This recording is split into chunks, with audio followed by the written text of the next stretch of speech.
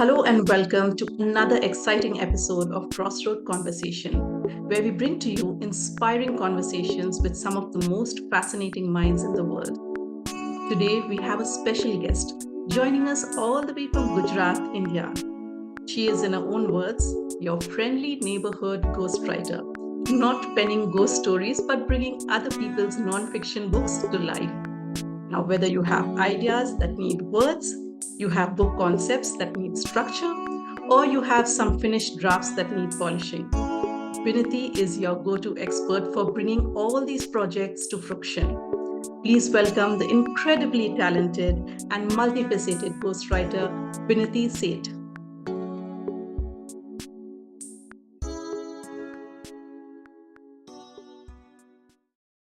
All or most writers would prefer a certain environment where their creative juices would flow. But what's your most bizarre writing environment you've ever worked in? Hmm. I think this VC one only. And that's where I found a new rule. We are not working with personal assistants anymore because I understand that people with influence have busy schedules and they need personal assistants and executive assistants and things like that to handle things for them. But when the PA is giving you instructions like this, key, you can't ask her this, you can't ask her that. भाई why did you hire me यार? मैं उनको कुछ भी नहीं पूछ सकती तो मैं बुक में क्या लिखूं? Do I just summarize all the podcasts and content that this person has created? The audience will hate that book. Books are, whether we like to admit it or not, yes, they are very good for personal branding. The books also stick. They become a legacy, whether you like it or not. And if you do a bad book has reputation ramifications. And if I do a bad job, is going to reflect badly on the person whose book I have written. I don't want to do a bad. There's a reason I haven't written my own book, and that is I don't want to write a book for the sake of writing a book. How to write a book? Wala book likh do. Like you can Google that. I learned all of this from Google and from talking to people. You don't need a book to teach you how to write books. You don't need me to write that book. If I write a book, I want to write a book that gives some value. If you're not allowing me the opportunity to find value in the story, मैं क्या लिखूं? She did this and she did that. She was born here. This is what she did. This is how her child. Nobody cares. People can watch. अभी तो AI को पूछ सकते हो आप. What is because we talked about Harry Potter. Let's say J.K. Rowling. Life story of J.K. Rowling. टक टक टक टक टक टक टक लिख देगा वो. Don't need a book. And you ask it to summarize it. Tell me in 150 words. It will give it to you in 150 words. You don't need to do a massive autobiography. The reason why we want to read, say, something like Walter Isaacson autobiographies. Walter Isaacson does very good autobiographies.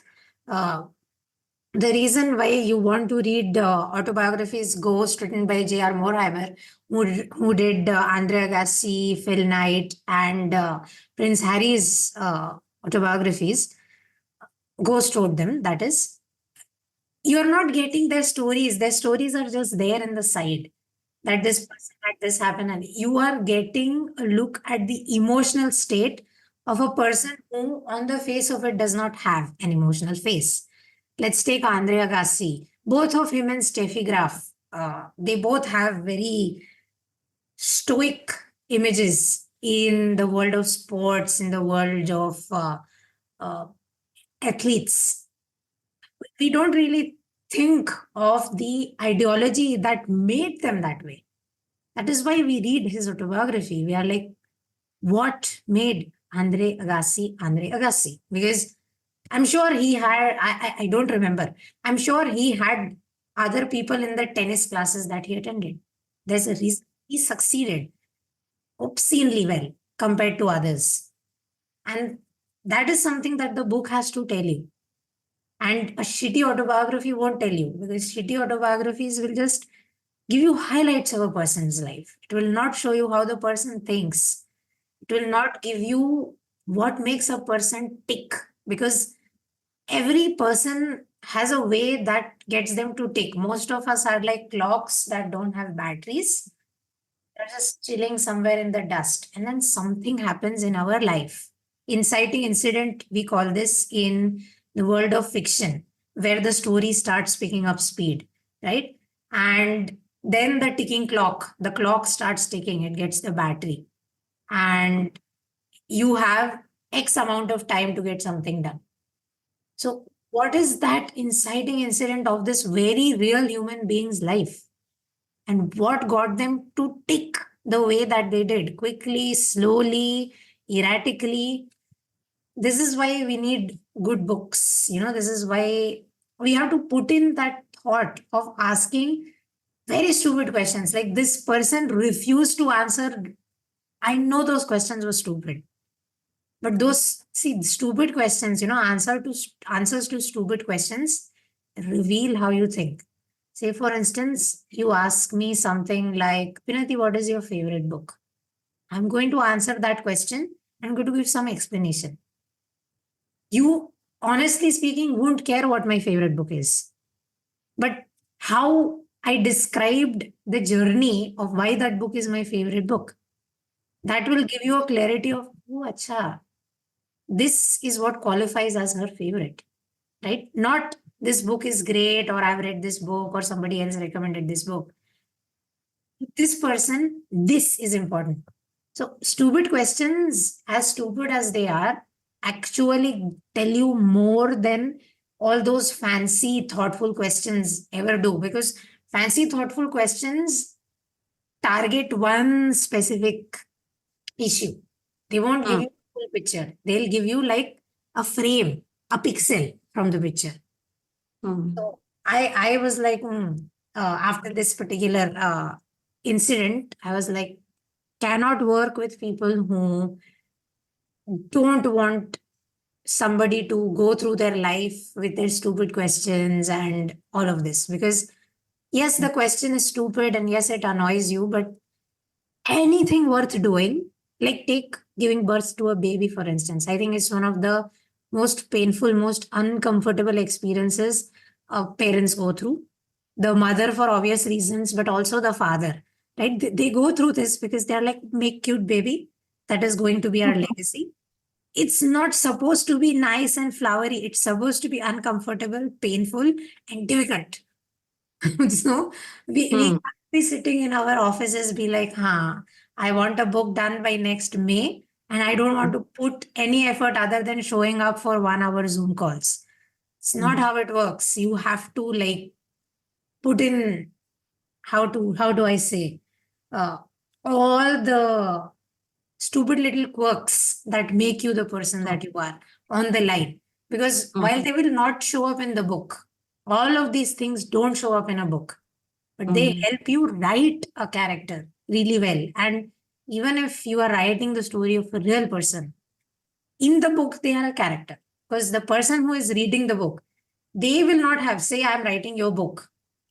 Person is not going to ever have access to Jennifer 100%. They'll have access to a version of Jennifer that's on the page.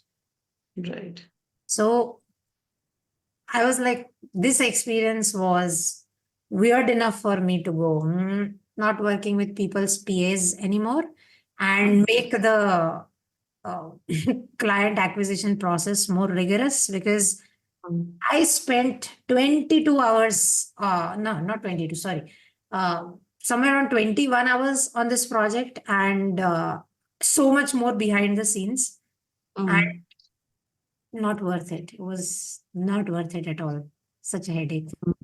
And I'm sure even if you're working directly with the client and not their PAs, uh, as you said, a moment is different from a story. People would share certain things. They come up with something that is there in their mind. They want to share with the world. They want to put it in a book. And they share that with you. And then you ask them for more memories, more moments that you can combine and create that arc Exactly. for them. Those moments, moments are like any beaded necklace if you made, right? It's not a Hmm. necklace unless you take a string and you put something in it, and then the Right. necklace needs something to hold it down, right? Right. So you have the narrative of a book, that is the Hmm. string.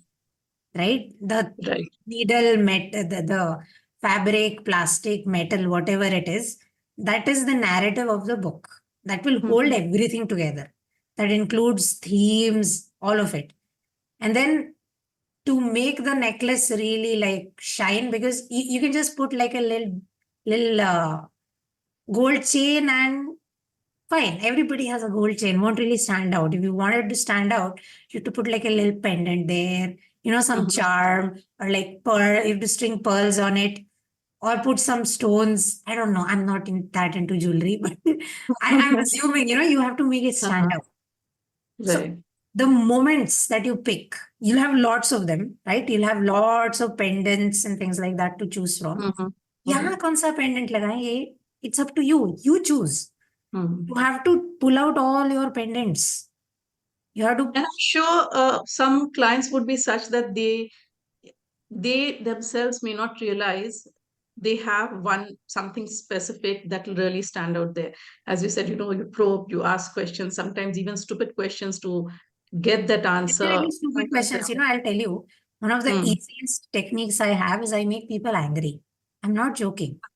And the Okay. easiest way to make people talk, get them Hmm. experience anger. Okay. Hmm. And I'm not talking visceral rage, like trigger people. I'm talking Hmm. annoy them with dumb Hmm. questions. Nothing makes people talk like proving how stupid the other person is. Hmm. Just anybody, no exceptions. Like if somebody is stonewalling me, I'll just be like, Acha. Even though I understand everything, I'll pretend I don't. Ask them why, like a kid. Why are kids such successful communicators? Like ask yourself Hmm. this question. Yes, they have cute advantage, but adults have smack advantage. They can smack it any point in time. Like kids are at so much danger from an angry adult all the time. They don't relent, right? They're like, why? Hmm. Why? Why? Right. Why? And as angry as that makes you, you keep answering their questions. And Hmm. sometimes they also talk back, right? And you realize, why is this so much smarter than me? Why does this kid understand the word so much better than I do? Right? That's the power of thinking like a kid and asking Hmm. questions like a kid. So I'm not saying become a kid, but it's like if somebody is stonewalling you, get people Mhm. to get in that stage of anger, like, oh my God, your stupidity is infuriating me. Let me Hmm. just educate you. And the way they start talking, then puck, puck, puck, puck, puck, puck, puck, puck, puck. Hmm. As you say, people don't really realize what has happened is profound because we as a society, and this is not just about India, this is, I have Hmm. noticed across the board, we as a society have fallen so much in love with the hero's journey from books and TV shows and movies and document and all of this. There is like this one character who is like "Ta-ta-da-da," and solving Hmm. all the. We are so hyper focused on individuals of this sort. We don't even realize that that selfish person who has become a hero, and I'll die on this hill. That's a selfish person. You don't just Hmm. solve a problem alone.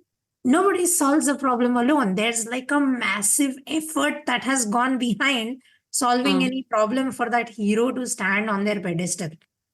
Hmm. And none of these heroes acknowledge uh, people in public, right? They'll thank people in acknowledgement sections and all of this. Hmm. But hero's journey, personal branding, done. So there is like an adulation in the world for hero's journey. And Hmm. I think people forget that for that hero's journey to happen, there was a lot of effort that was put into it. Chances are you are part of the effort team. Hmm. Ipso facto, you also are a hero, right? You might Hmm. not see yourself that way because you didn't get the claps. You didn't get the, no, the final acknowledgement. You didn't get the award. You didn't get the TED talk. You didn't Hmm. get the Forbes 30 under 30 or something like that. Your Hmm. work made that happen. So people have, no matter how big they are, from what I've seen, people have a tendency of underwriting their stories. They think what Hmm. they have done is unremarkable, and they don't really look at it from the lens of spectacular, something that other people could get inspired by. And that is I why, think they would always try to measure it up. As you said, there is a hero or there is a, exactly, very fancy. So they would try to bring out their moments that match those and say, okay, I have also done this. yeah, But maybe they've done something completely different, which others may not have done. And that is noteworthy, which they may not exactly, realize. Yeah. exactly. I think people lead remarkable lives Hmm. if and only if they take a moment to jot it down. Like if you try to tell the story of your life in bare bones 15-second format, uh, where you started in life to where you ended up at the point in time that you are in, you'll Hmm. recognize the kind of progress you have made financially, professionally, personally, emotionally. I think a lot of people don't really take into account that they are remarkable. Even if, say, for instance, you are working a common job and you're not making as much money as you wanted to, you are making more than your entire family put together for you while you were growing up, right? All of these things are remarkable. Like it takes 3 generations, according to research, to escape generational poverty. You Hmm. are easily spending 1,000, 2,000 rupees on food bills, right? And not even thinking about it for a second, because that type of financial security is a part of your life. That is remarkable, because India is, largely speaking, a very young country still. And Hmm. most of millennials are, I think, millennials probably the first generation that Hmm. didn't have to worry about survival, right? India ka full, if you look at India's boomer generation, all Hmm. of them have a survival story. Even the rich people, right? Even Right. the people with privilege, they have survival stories because they had to go through something that we won't understand, because we are in a developing country. They were in an underdeveloped country. So Right. just that fact alone, that you can, as a bindas say, order something on Blinkit and like it's all useless things, technically speaking. Not Hmm. even worry about. It is Right. remarkable. That is sign of a family succeeding, Hmm. escaping a generational curse that was given where you were born in, supposed to follow you, right? But you Hmm. are chilling. So from a story angle, it is remarkable. But you have to look at it that way. You have to develop that eye, as they say, to recognize that this was awesome. This was something, if I frame it right, something that could be a story. And Hmm. the thing with stories is people love stories. What do all of us do? Gossip. What is that? That is stories. Why do we love gossip universally? Those are stories that are very, very close to us because we know Hmm. all the characters involved. We don't really need characterization. In books, Hmm. you have to do, you are reading a version of gossip. Hmm. But because you don't know the character involved, you have to do thoda sa character arcing and thoda sa scene setting and things like that. Hmm. At the end of the day, it's about Hmm. stories, and stories appeal to people on all levels. You have to recognize that about your life, that my life has a story. It might not be the story I want to tell, it's still a story. And as much as I like to believe that this is just my story because I'm not like other girls, it is Hmm. all girls' ka story or all people ka story. We are Hmm. remarkably similar than we like to admit. So if you write your Right. story and if you put it out, chances are 100 people are going to be like, Array, you have written about my life. And then Hmm. other people hear this and they read it and they're like, oh, yeah, this is my life too. And that circle widens and widens. And your technically unremarkable story ends up finding acceptance in so Hmm. many other people who thought they were unremarkable. Right. And having the story indirectly narrated in this way makes them realize, not that bad. So if you look at the likes of this one, Eat, Pray, Love Wala Auntie, Elizabeth Gilbert, I believe. Yeah, Elizabeth Gilbert. That's what she did. Like, basically, her book is uh, abandon all responsibilities, use your money, go on vacation in 3 different parts of the world, eat, chill, meditate, come back. Not remarkable at all. But you read the book, you'll cry. It's written so well. There's a movie, Julia Roberts is in the movie. You can watch it if you want. And I think it is pretty close to the book. So Okay. the story, as I narrated it, it's literally the story. A rich lady abandons everything, goes on vacation to Italy, Bali, and India. And she discovers herself. Self love comes back, becomes successful, finds love, all of this. See, this sounds very, kya hai ye? Right? That type. Like, sounds like scam. Exactly. It's like, what is. But while you're reading this book, you genuinely are asking yourself, why am I counting calories while I eat? My damn ancestors who were skinny to the bone because of famines and whatnot would have loved to be plumped as a wee partridge. Why are we judging ourselves for a little bit of fat, right?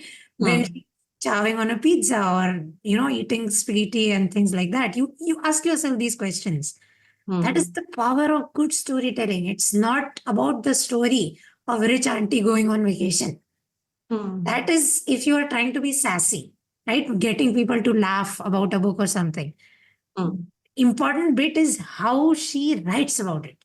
How she writes about losing yourself because diet culture has infiltrated every aspect of a man, woman, queer person, trans person's life. Because no matter who you are, लोग आपको मोटा काला ऐसा कुछ भी आके बोल के चले जाएंगे. It's universal, right? It's universal. So why do we let all of this take away the joy of something as simple and common as enjoying a meal, right? So it's the story is in that. She goes and cries in Bali, yeah, at some meditation at like a healer type thing. And you ask yourself, yeah, what kind of rich people crap is this? From the face of it. I think it is not about rich people crap. It is about finding time to acknowledge that you deserve good things, even if you are rich, right? Even if you are poor, even if whoever you are, if something gives you joy for a little bit, it's okay. If it looks crazy, who cares? Take the joy from it. Dance, eat, chill. So that is why that book, Eat, Pray, Love, was so successful. Even though the story, I spoiled the story because there's no story. It's how it's written. So that is what people have to learn. They have to develop that eye of a writer. I am sitting and talking to you, and this conversation itself, if I try to write the story of this conversation, see, we are having this conversation because a bunch of military people wanted a way to communicate with each other over long distances without their communications being intercepted by machines and mail systems and things like that. ARPANET is where internet began. It's a fascinating story. Like war caused internet to begin. And then internet became more mainstream and people started talking about things that they were passionate about. No monetization whatsoever. I like movies. This is the movie I like. And these are the reasons why. That is where communities started forming themselves. Looking at those communities, some tech bros were like, we can put all these communities in one place. Facebook, Instagram, LinkedIn, all these platforms happen. Looking at people communicating with each other this much, but not having like a voice video medium, some other tech bros were like, Arey, what if people could talk to each other but cheap? And what if they could video themselves while they do it? Zoom, Skype, voice over calls, all of this. And what if you would record all of this and put it for other people to see? So that is it's such a random thing, right? You and me talking to each other. There is a massive story in the background of how you and me can chillingly talk to each other, even though we've never crossed our paths against each other in real life. We crossed our paths through LinkedIn, and then we got into our inboxes, and now we are here on Zoom. So it's a story, right? It's a very, very common story, but it's about you trying to find the angle of how truly fascinating it is that at 3 p.m. in the afternoon, we are talking about a random topic with no care in the world or investment. Because internet calls are cheap.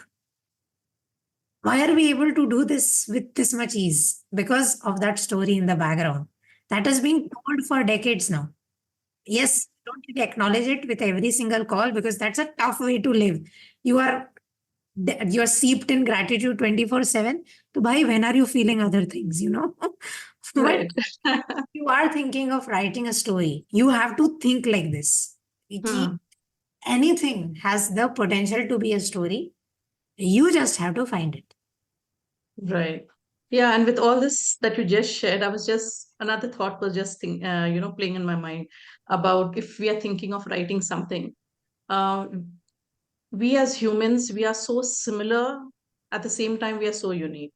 So we Mm. can't hold on to the thought that okay, I need to be like that hero, and so I need to create a book that will entice people and make people okay, I am also like them, and that's what they're going to like.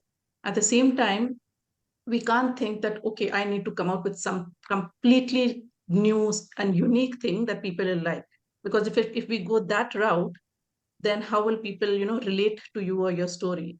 That's something then again comes into our mind. So we have to, I think, keep that balance, keep both this in mind when coming up Absolutely. with our story. Yeah. Absolutely. Okay. So with that, how do you balance your personal voice and the voice of the client when you're doing a ghostwriting? Because as you said, there's creativity again comes from all that you have read and learned, and there is something already out there, maybe somewhere in some book. So when your client shares something with you, how do you balance this out, your voice and the client's voice? So, honest answer to that is the first thing I do is I try to encourage people to write their own books. Hmm. Not really good for business. It's good for the book that is coming out at the end of it. Hmm. Hmm. I tell people, you write it, I'll edit it for you, write alongside you. Hmm. I try to convince people to do this. Now, I don't know what it is about privileged people, but they don't like to work. They just want other people to work for them. So, in those instances, they are like, no, I can hire you. You do it. So, first thing I do is I convince people to write it on their own. Because no matter how good a ghostwriter is your voice. People closest to you, I think they'll be able to tell, no matter how good of ghostwriting has gone into the book. Because people who know you, they'll be able to tell. "Eh, तूने नहीं लिखा ना?" Like, Hmm. they'll be able to tell because Yeah. they know your speech patterns and things like that. So, what I try to do when it comes to imitating voices is speech patterns. Calls Hmm. are non negotiable with me. Hmm. You have to call me if you want to work with me. There is no way out. And I don't care if you don't have time to not show up on a call. Send me a voice recording. I don't care. It has to be voice because I literally have to understand how you speak. Because if I don't, people who know you will immediately tell कि Hmm. you don't talk like this. Where was this? कहाँ से आया ये? And you don't want that to happen because you don't know when a friend becomes your enemy and goes around saying, Arey, you know this Hmm. person, chances are they haven't written their book. Hmm. You don't Hmm. want that doubt to ever cross anyone's mind. I listen to the people whose books I work on a lot and not listen to them professionally, because people have like this fake thing that they do. I hate it. I don't know why people do it. Like, we worked so hard to pretend to be someone else on camera all the time. Like, what kind of rubbish logic is that? I don't get it. But Hmm. people love to do it, pretend to be someone else. I Huh. some very ridiculous reasons. So no pre-recording things like I went on so and so's podcast, I did this documentary, get my voice. No, you Hmm. people put on masks. I know they do. Uh, I'll try to talk to them. And as I said, of late, the process has been if this person is not going to talk to me, bhai, karo khud ka book. I don't want to work on it because I have a waiting list. I can pick and choose who I Hmm. want to work with now. Very privileged that way and very Hmm. lucky also. So you either cooperate and put some effort in your book, Hmm. or you find somebody else, because there's lots of people who will do these things for you now. So talking, non-negotiable. That's the only way, because there is a very popular anecdote. Orson Welles was narrating a story on radio, Hmm. and the story is about an alien invasion. This is real, actually happened. And the Okay. broadcast went out by CBS. I think Hmm. CBS, some American broadcast radio broadcasting company. I think 99% it's CBS, but not really sure. I don't remember. But radio broadcast went out, and he's narrating the story of aliens taking over civilization. It's a Hmm. story. He has began the broadcast by saying this is a story. And people in America are like, oh my God, America has been taken over by aliens. Hmm. There was a Hmm. panic, and they had to, like,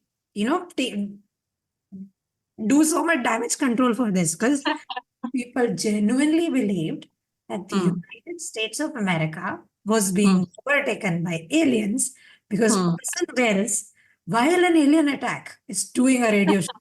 Shanti se. That is the power of voice. Uh, Hmm. very bad example. I don't know whether we are allowed to take this person's name without Hmm. getting cancelled these days. But the rise of the Reich, it did not happen Hmm. out of the blue. Hitler was giving speeches everywhere he went, Hmm. and he talked and he talked and he talked, and he convinced people. And see, you can't convince people with like pamphlets and appealing to their humanities. You can convince people with voices. You Right. can, whisper into people's ears and be like, that bad thought you have, act on Hmm. it. Zyada se zyada kya hoga, that type of thing. You can, if you're manipulative enough, Hmm. convince people with your voice to do unspeakable things. History has shown us this, society has shown us this, so Hmm. many ways than one. So, Right. voice is very powerful as a medium, like the actual voice, not how you choose to express yourself via voice, human voice, the one that we are using right now. Right. Trying to understand how someone speaks, because I feel like words give you away, right? There's a there, coming to trending topic. I don't know when this is going to come out, but Hmm. there's an actress in Hira Mandi, right, who is being trolled and cancelled and everything right now. Hmm. I believe Bansali's niece. And Hmm. see, why are people trolling her? It's not just the bad acting. They're trolling her because there is this incredible, arrogant way in which she talks, right? The way she dismisses people and things like that. You could see the, let's say, malevolence. We Hmm. don't know whether she's a bad person or not. None of us know her. But like the flippancy with which she uses her body and her voice shows Right. that, okay, chances are this person is not very collaborative, right? So Hmm. this is why voice gives you away faster than words, faster than anything else could, because voice and like even face, because if I'm talking to you and I'm saying very nice things, but I'm doing this, anytime you say something, you'll be like, oh my God, I'm not publishing a podcast with this. This lady has too much attitude. Correct with ka podcast, you know. That's the thing. So you have to understand this about people. And I try not to judge. And I think this is one of those bigger mistakes people make with fiction books also. They start judging the characters that they have written. And it shows, it paints the writing. And you can't ever do that. You can't judge your characters, fiction or non-fiction. Because uh, if you start judging a character, you'll stop understanding them. The moment you stop understanding them, you stop exploring them. And that's where your story goes from interesting to average. So, to summarize my very random answer, listen to people and watch them. And not in recorded settings, they live as they interact with you. If they don't talk to you directly and properly due to whatever reasons, nudge them to talk to you. Like find a way that gets them to talk because everybody has a trigger that will activate them. Talk about their interests, disinterests, something, whatever. Get them to talk, listen, and try to recognize some patterns that they follow.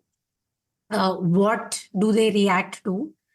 How they choose to express themselves, their face expressions, body language, all of these things, even if they're not really saying certain things, body language also will tell you a lot. Like when somebody slumps while talking to you, it's not just they're tired. The story, whatever it is that they're talking about, they don't want to talk about it anymore because whatever it is, it's defeated them, which is why they went like this while talking about it. Right. So you have to be on your A game from an observational standpoint, like a creepy stalker, like focus, Right. focus on the. Where their energy drips, where they are, gearing up, where they're showing more interest. Even in their voice, as you said, you don't want anything written or just shared with you, because when they speak, as they speak, which phrases or what parts of whatever they're communicating, where they are putting more stress in Yeah. their speaking, I think all those also give it away. Absolutely. Absolutely. Ask yourself about any person you've heard of.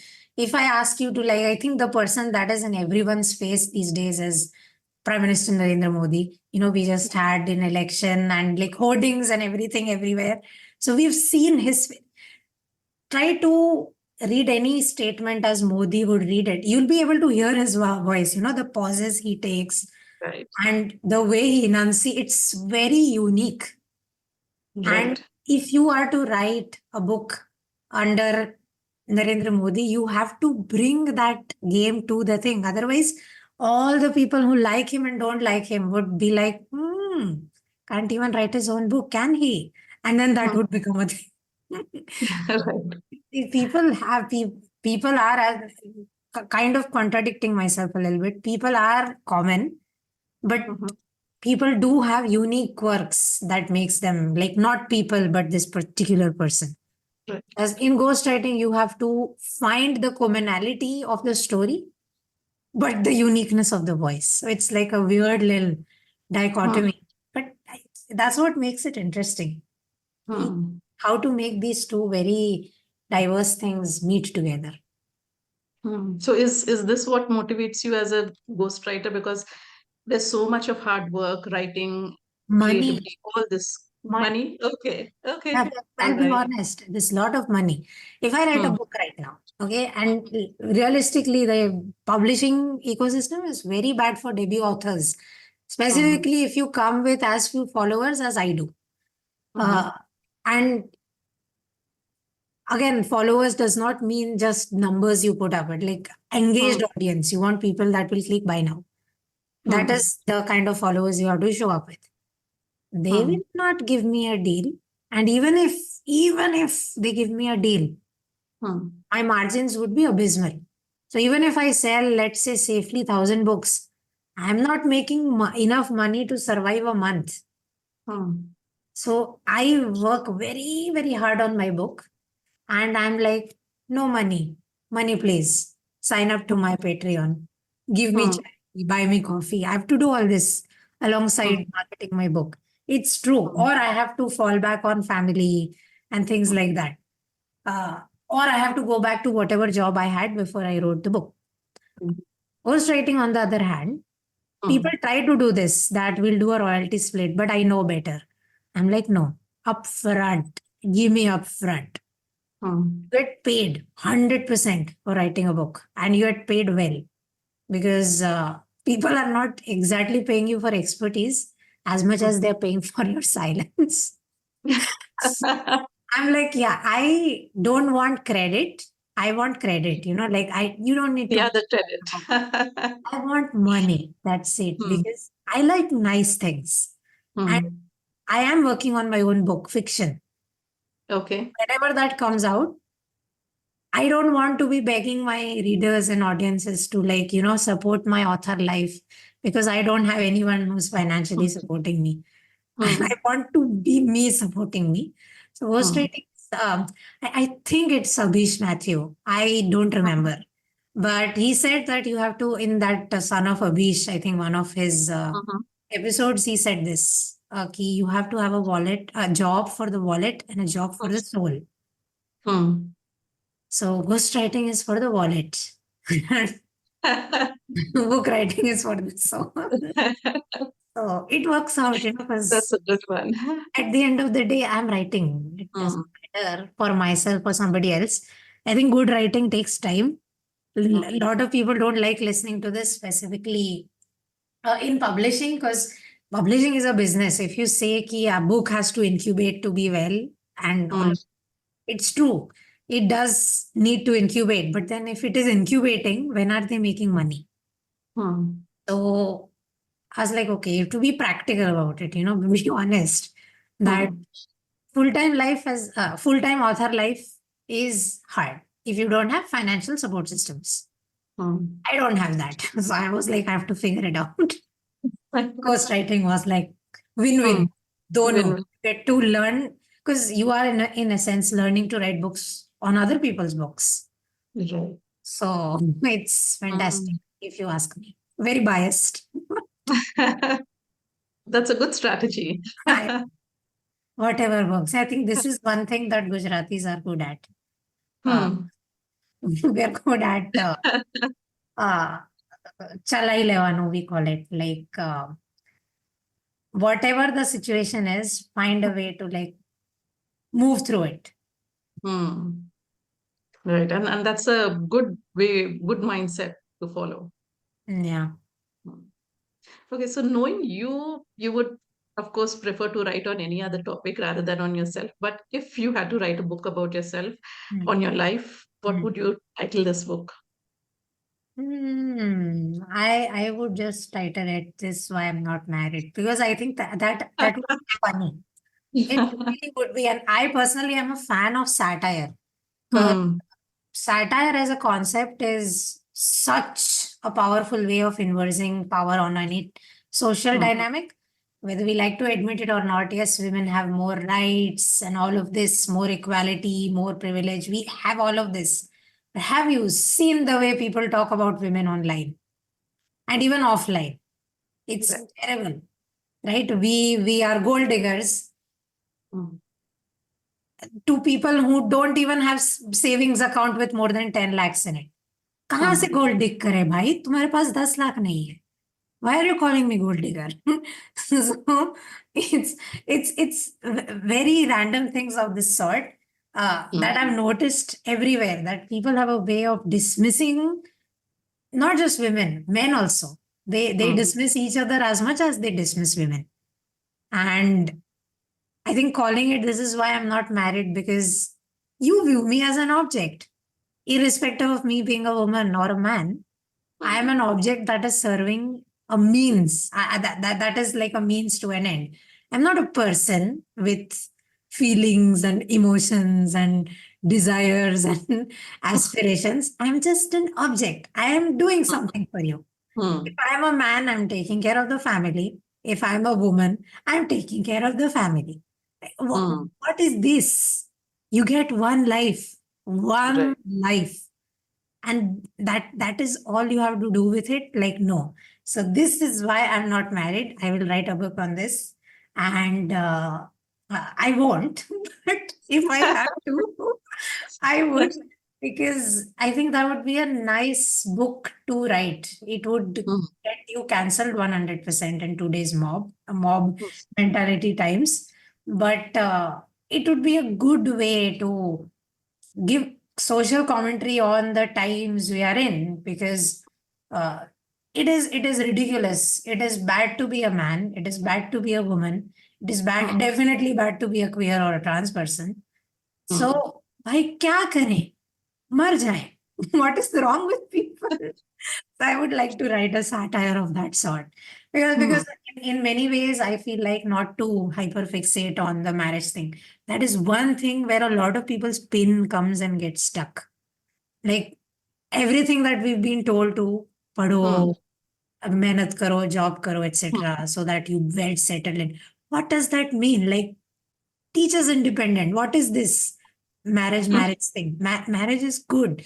mm, Not nothing against that. But when you mm, make that the focus of everything of a person's life, like there's something wrong with your society, 100%. And this is not just like about women, it is also about men. Because even they are facing the pressure, right? Earlier, right. I think it was easier for men to get married. Now women are like, not marrying you, go away. Right? So there is a loneliness epidemic that is sweeping through the male section of the society much more than the female section. So I think writing a book of this sort would be interesting to say the least, because of the conversation it sparks. Mm, Definitely trolling होगी मेरी, मुझे पता है. But ठीक है, I have tough skin. I like dark humor, so it's good. mm. I'll laugh about it. Write sequel probably. All the but it would Yeah. good way to not just talk about the personal story, but kind of also frame it with something bigger in the social structure that I'm a part of, which I think would add value to somebody's life. क्योंकि मेरे life के बारे में जान के क्या करना है लोगों को. Like I have Mm, one of the most normal lives ever. Not to mm. discount, it's remarkable that I get to be the biggest problem in my life is some annoying relative sometimes, right? Like so lucky. That is my biggest problem. But that allows you to kind of, Mm, think about other things, because there are people who are not as lucky as me. There are people who are having to make ridiculously tough choices कि मैं mm, school जाऊं या health care afford करूं, right? Like mm. that's a problem really worth being serious about. Right. Which is why I would write this satire, not serious, satire. You laugh at it and then you judge yourself for Yeah, I'm sure you'll have lots of people buying that book. I mean, let's see what people say about this video. And then if it makes Hmm. sense, I'll start working on it, because that would be the easiest book for me to write. I have so many opinions. Lot of content to put in. Yeah, Yeah, yeah, why not make use of what's freely available? exactly. Exactly. Hmm. So, okay, if you have to swap lives with, maybe a fictional character for a week, who Hmm. would it be, and what would you do differently? No, this is a very difficult question. Hmm. Who would I swap my life with? There's so many interesting options to pick from. I don't know why I want to pick this particular option, but Walter Isaacson has done an autobiography of Leonardo da Vinci. Mm-hmm. It's not really like a fictional book, so to speak, but then there are elements of fiction in it, because Leonardo da Vinci has died. A lot of his journals have been destroyed and lost. So Mm. there is so many blank spaces that have been filled with speculation as to what qualified Da Vinci's life. And reading Isaacson's book, I was like, why did nobody hug this man? It's very, very clear nobody hugged him. And I Mm-hmm. understand in not to like be okay with it, but in the society that he was born in, left-handed, or Mm-hmm. probably on the LGBTQIA spectrum, definitely neurodivergent.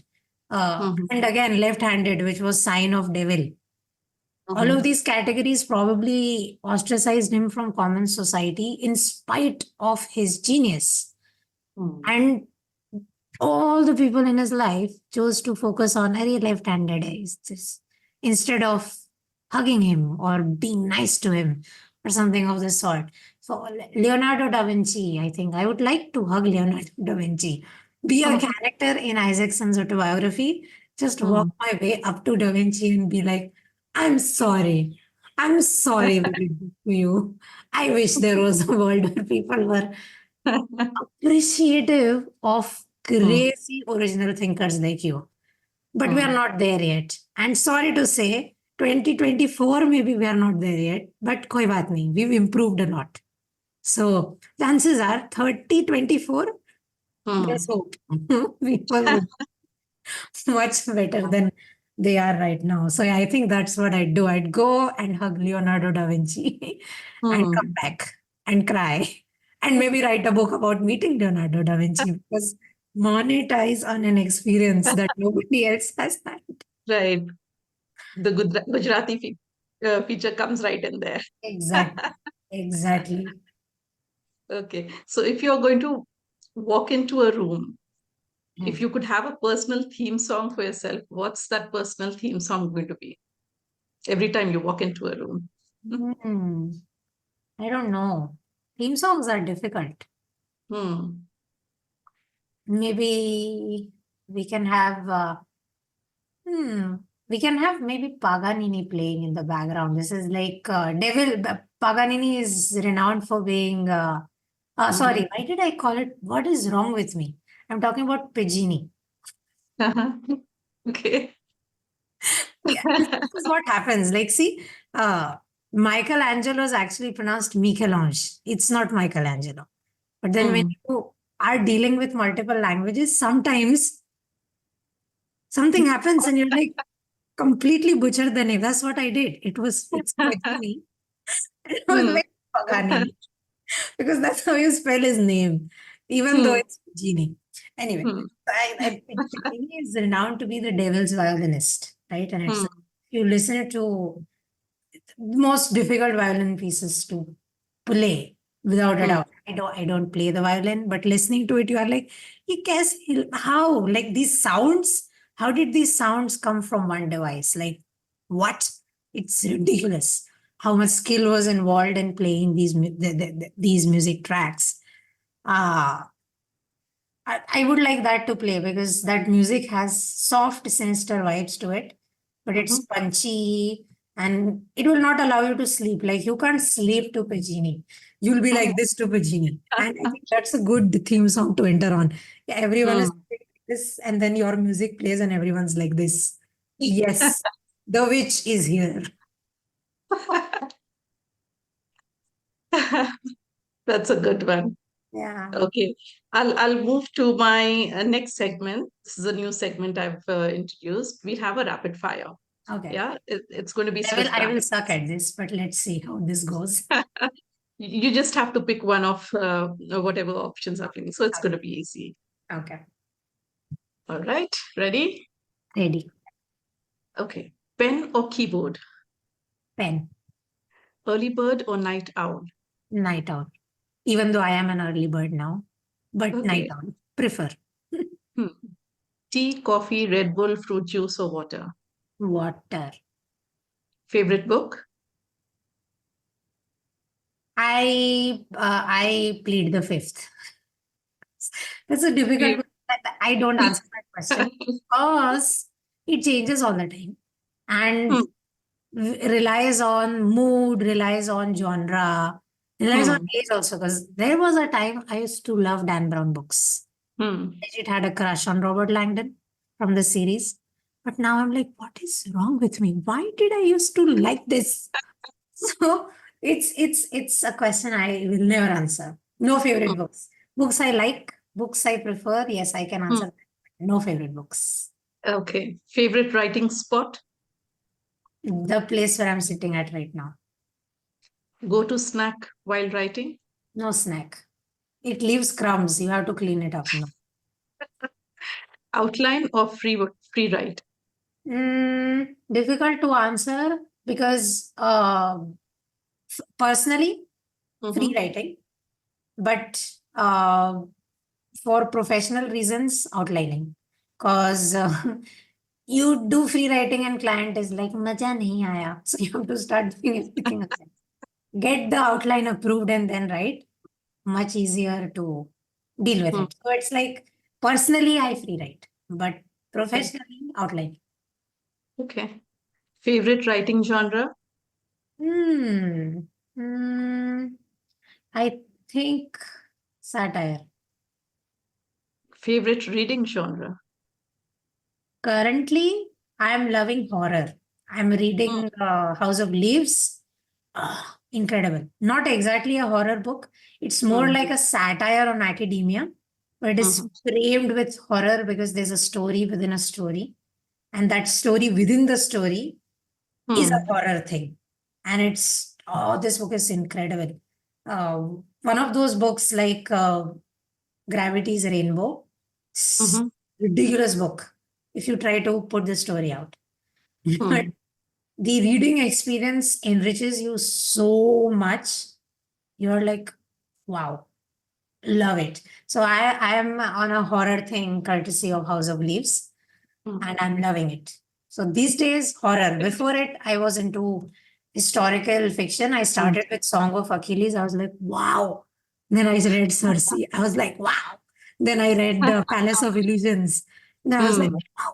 So I read a lot of those. So it Mm. going from one to another. Mm. Okay. Most inspirational author thus far? Hmm. Mm, don't really know because uh, I pick from all sorts of authors, something very, very specific. Mm-hmm. But let's just say one author that I'm really, really envious of. Mm. And I honestly, I'm motivated by envy and spite. I don't think they are negative emotions. Mm-hmm. Envy is like helps you figure out what you really want in life. And spite is like, I'll prove that person wrong. Lets you get up in the morning, like, isko wrong prove, usko chata marna hai with your life. Mm. So it moves you, into motion. Mm. I was, I still am really fascinated with R.F. Kuang. She goes by R.F. Kuang, but the real name is Rebecca Kuang. Uh, that's the author of the Poppy trilogy, Yellowface, Babel. Uh, she does Donna Tartt style writing. Not exactly a dark academia friendly writing, let's call it that, because she goes on multiple themes, but common thread is it taps into the nostalgia elements of dark academia. Mm. And I think she turned 28 2 3 days ago. And she's done Columbia, Oxford, Yale graduations. She's getting her PhD from Yale right now in East Asian Studies. And she has undeniably New York Times best-selling books. All of these books sell really well. And they're written in such an engaging way. You might not like the thing that she's talking about, but stories, writing, so good. And she has a PhD, a PhD. And she's not even 30 years old. I am. I don't even have a master's. Okay. Every time I see Rebecca's story, I'm like, I really need to get my master's and PhD, even though it won't really serve any point for me from a professional point of view. Uh, It does lend credibility with certain circles, right? Like very recently, for the first time, Penguin did not delete my name from one of their books. They did previously. They didn't for the first time for a book that is coming out in June. These are books that I've worked on. And they delete the name because they're like, oh, it's a ghostwriter. It does not have a literature background. We cannot touch it because no, it's an engineer, even though it has worked in literature all its life. It's an it, not a she, not a person. I'm just something that serves a purpose for them whenever needed. Not that they've ever worked directly. But if I had a PhD or something of the sort, I'm sure that would be different. I would be put as a consultant or something like that in books, right?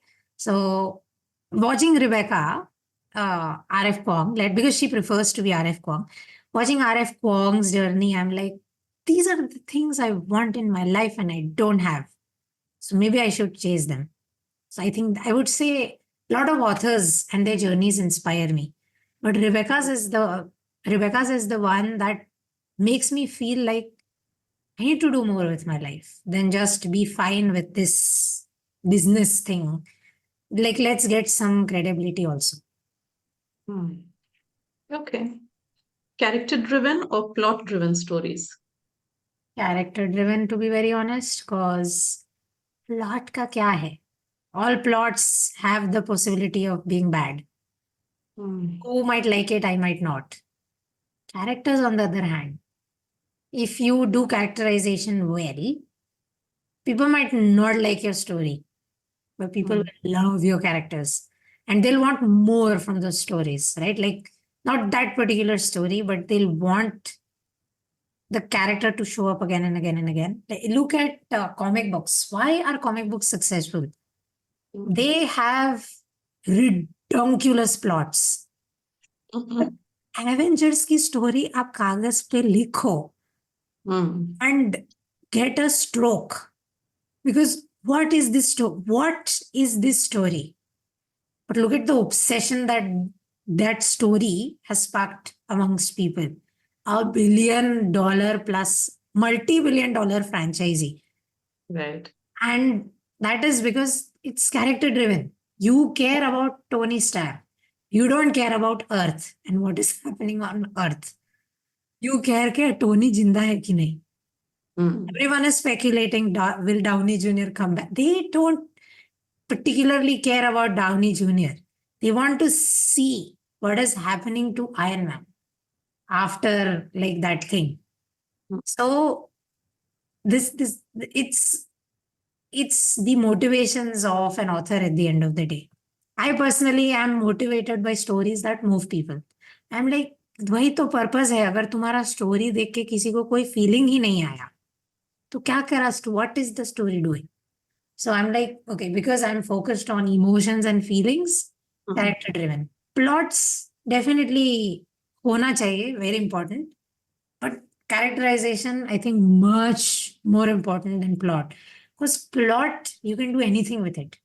Hmm. Characters, you only have one opportunity with characters. Right. The best of characters won't do good to the best of plots. Look at Robert Oppenheimer's story that Christopher Nolan put out. Hmm. It's a book that American Prometheus has existed for a very long time. And it is one of the most well researched books you will ever read. Hmm. Period. Did people read it? Right. It's plot driven. It is about Oppenheimer. It is about his family. It is about his scientific career. It is about all the controversies and politics and things like that associated to it. They did not. It's not just about the medium because it's a big chonky book. I understand why it's not. But did even people who are into chonky nonfiction, did they read it? No. But then Christopher Nolan came in the play and he did his thing with the script where Kitty Oppenheimer is a character, Robert Oppenheimer is a character, even the mistress is a character. I forget her name, my God. The character played by Florence Pugh. Point being, we know Robert Oppenheimer's story. This is Hmm. a man who did great science, which created a lot of destruction, but it also created a lot of other nice things. Nuclear does a lot that we don't know about in regular conversations in terms of scientific progress. Right. But we only choose to focus on the bombs. And that is how we unfortunately cemented a great man's legacy. Hmm. That story, right? That story. is why people watched Oppenheimer as much as they did. I think how it made 700 million something. I don't know, Right. but lot of money. It's not just IMAX or Christopher Nolan. It is the Right. story. They are like, that thing. Can you hear the music sequence that was made? It's a Right. scientist thinking. Right. What it looks like is this. But the story painted, right? We saw what is going in his head, probably, which is true. If you've ever had multiplicative thoughts, or if you have any form of anxiety, I think everyone suffers with a little bit sometimes. You know what that scene is. You might not be inspired to solve science by it, like Hmm. Oppenheimer was, but you know what that thing is where you are just sitting, looking absolutely tortured and thinking. Right. So Right. that is That character that driven. also reminds me of this other one which I had watched. Have you watched Mandalorian? Oh, yes, yes, Yes. absolutely. And I remember that character. He's all the time in his suit. His head is also with a helmet. You can't see his face, but Right? you can literally imagine the expressions of what he's looking like or thinking. Even if there's no movement, he's just standing right there. The way that the Exactly. character is built, you just know how he would be looking at you or looking at whoever he's talking to at that time. The secret behind that is Hmm. you are involving a third person, like you, the media, book, Hmm. or whatever it is. And this third person enters the chat called Hmm. imagination. Right. Because the writer, script writer, or book writer, or whatever it is, they have done the characterization so well. They have not Right. given you all the information, they have given you just enough. So you are now filling the blanks. That this person look, as you say, you could imagine what he looks like. Right. You start, array, this character could not do this because it's so out of character for them. Hmm. You don't know this character. You're not the author. How did you say this? Because imagination is the third Hmm. sense that has activated itself because of brilliant writing. You don't even Right. need to be a reader or a seasonal series Hmm. watcher for imagination to activate itself. There is this other show which has brilliant character writing called Succession. Mhm. None of us know what goes behind billion-dollar businesses. We only know what is shown to us. And if you look at the framing of Succession, we are not given any monologues of characters, right, to understand character motivations. We see them cursing at each other and saying, having random funny conversations. Hmm. And somehow it always seems like we are in the room with them. Even though we are not, we are in our bunkers watching our TV screens. Hmm. But we still feel like we are in the room because all the dialogue and all the camera framing is such that it seems like they are all looking at you as if Right. you are sitting on a table and you're right there.